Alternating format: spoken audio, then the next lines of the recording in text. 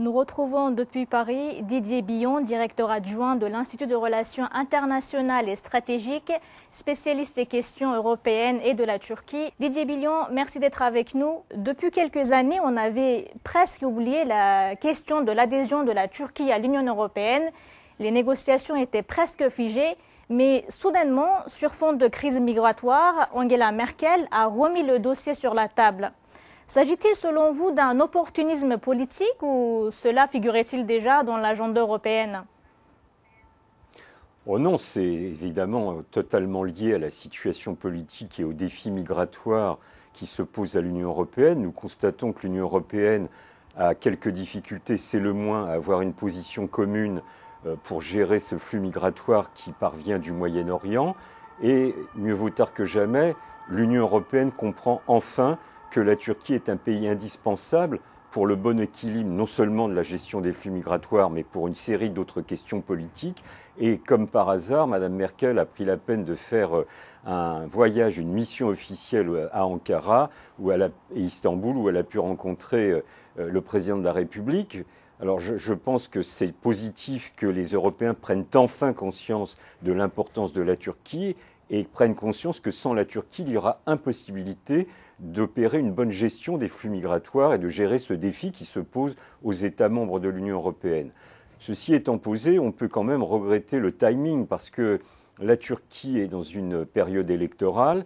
Le président de la République mène un combat politique, il est dans son rôle, ma foi, mais je ne suis pas certain qu'il ait été totalement opportun que Mme Merkel se rende ces derniers jours en Turquie. Elle aurait peut-être pu attendre que les élections du 1er novembre se soient déroulées. Alors, les droits de l'homme, la démocratie, la liberté d'expression, sur ces questions, la Turquie est souvent critiquée. Pourtant, il semble que l'Europe reste inactive en la matière. Sur ces thèmes, l'Europe se désintéresse-t-elle de la Turquie, à votre avis? Mais ce que vous dites est très important. Je considère qu'en réalité, depuis maintenant 4 à 5 ans, les pourparlers d'adhésion de la Turquie à l'Union européenne sont totalement gelés. C'est tout à fait regrettable. Pour ma part, je suis un partisan de l'entrée de la Turquie dans l'Union européenne. Je suis pour un véritable dialogue ferme, intransigeant, entre partenaires, dans la perspective de l'intégration de la Turquie dans l'Union européenne. Donc quand on a un véritable partenariat, on peut se dire les choses en face. On peut discuter de la liberté de la presse, on peut discuter des droits démocratiques, on peut discuter des atteintes aux libertés. Il faut le faire, mais il ne faut pas le faire en instrumentalisant les choses. Certains considèrent par exemple qu'il faut rompre toute relation avec la Turquie parce que justement il y a des atteintes aux droits de l'homme. Je pense que c'est une position totalement erronée. C'est justement parce qu'il y a des atteintes aux droits de l'homme et aux droits démocratiques qu'il faut poursuivre et relancer un dialogue digne de ce nom et des négociations dignes de ce nom. Mais on ne peut pas avoir une position morale à l'égard de la Turquie. Il faut avoir un raisonnement politique, c'est-à-dire relancer les partenariats, relancer la négociation et dans le cours de ces négociations aborder toutes les questions. Et de son côté, la Turquie s'éloigne-t-elle elle aussi de l'Europe pour se rapprocher par exemple de l'Organisation de coopération de Shanghai et sa coopération avec la Russie? Non, je pense que c'est une illusion. Monsieur Erdogan, il y a quelques mois, avait effectivement déclaré que si l'Union européenne ne voulait plus de la Turquie, alors il déposerait une demande d'adhésion à l'Organisation de coopération de Shanghai, sauf que les membres de l'Organisation de coopération de Shanghai ne sont pas du tout chauds à une candidature de la Turquie. Et puis, en relations internationales, je considère qu'il n'y a pas un jeu à somme nulle. C'est-à-dire que la Turquie peut totalement continuer à avoir de véritables relations dignes de ce nom avec l'Union européenne, mais aussi déployer sa politique vers d'autres horizons, en direction du Moyen-Orient, du Caucase, en direction de la Russie, etc. Donc il n'y a pas antinomie entre les deux aspects. Un grand pays comme la Turquie, qui a véritablement un rôle à l'international, doit pouvoir discuter, lancer des initiatives, passer des accords de coopération avec des pays de différentes régions du monde. C'est là toute l'importance de la Turquie. Donc je crois qu'il ne faut pas opposer les coopérations que peut initier la Turquie en direction d'États très différents les uns des autres et avec le maintien de la perspective de son adhésion à l'Union européenne. Et le résultat des élections anticipées qui vont avoir lieu le 1er novembre, à votre avis, peut-il changer les relations entre l'Europe et la Turquie ?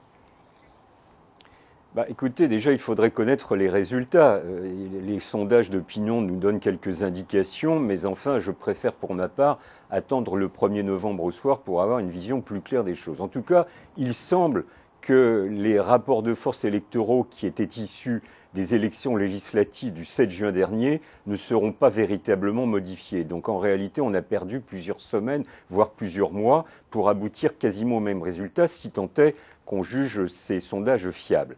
En tout cas, quelle que soit la configuration politique de la Turquie le 2 novembre, quels que soient les rapports de force électoraux, quelle que soit l'éventuelle nécessité de recourir à la mise en œuvre d'un gouvernement de coalition, je pense qu'il est impérativement nécessaire que de véritables négociations puissent reprendre avec l'Union européenne. Madame Merkel a déclaré, lorsqu'elle était en Turquie, qu'elle était favorable pour sa part à l'ouverture de plusieurs chapitres qui étaient gelés depuis plusieurs années. Tant mieux. Il faut absolument prendre à la lettre ce qu'a déclaré Mme Merkel et ouvrir de nouveaux chapitres de négociations avec la Turquie. Il faut relancer ce processus et je pense que la relance d'un réel processus aidera la Turquie à surmonter les difficultés auxquelles elle fait face actuellement. Et selon vous, comment les Européens perçoivent-ils la situation actuelle en Turquie en termes de la liberté de la presse et des droits de l'homme notamment? Est-ce que leur perception est en adéquation avec la réalité? Mais vous savez, les Européens, ce n'est pas une position unique. Il y a parmi les Européens des hommes, des femmes, des responsables politiques qui sont par principe contre la perspective de l'adhésion de la Turquie à l'Union européenne, parce qu'ils considèrent que cet État n'est pas un État européen, que c'est un État musulman, etc. Ce n'est pas ma position. Comme je l'ai évoqué précédemment, je suis pour ma part toujours partisan de l'entrée ou de la perspective de l'entrée de la Turquie dans l'Union européenne. Ceci étant posé, je suis pour ma part très préoccupé par les dynamiques politiques à l'œuvre actuellement en Turquie. Je suis très critique à l'égard de la politique menée par le président de la République, M. Erdogan, parce que M. Erdogan avait fait progresser le pays en atteignant de bons résultats économiques au cours des dernières années. Il avait affirmé la Turquie sur le champ international avec beaucoup d'initiatives positives, de médiation, etc. Malheureusement, il y a un grand gâchis. C'est-à-dire qu'aujourd'hui, M. Erdogan est dans une logique d'affrontement, de polarisation des positions politiques, de stratégie de la tension. Et évidemment, la Turquie aujourd'hui passe une mauvaise période. Alors, il est de la responsabilité de tous les démocrates turcs et européens d'essayer d'aider la Turquie à se sortir de ses difficultés, à relever ses défis. Et je pense en tout cas que les Européens, ou une partie des Européens, doivent avoir des exigences à l'égard de la Turquie pour ce qui concerne les droits démocratiques, les libertés, la liberté de la presse, etc. Mais doivent se situer dans une perspective de partenariat réel. Donc les choses ne sont jamais en noir et blanc. Il faut être exigeant avec ses amis, exigeant avec ses partenaires, ne pas les accuser, ne pas faire leçon de morale, mais être ferme sur les principes constitutifs de l'Union européenne. Didier Billon, directeur adjoint de l'IRIS, spécialiste des questions européennes et de la Turquie. Merci d'avoir répondu à nos questions. Merci à vous.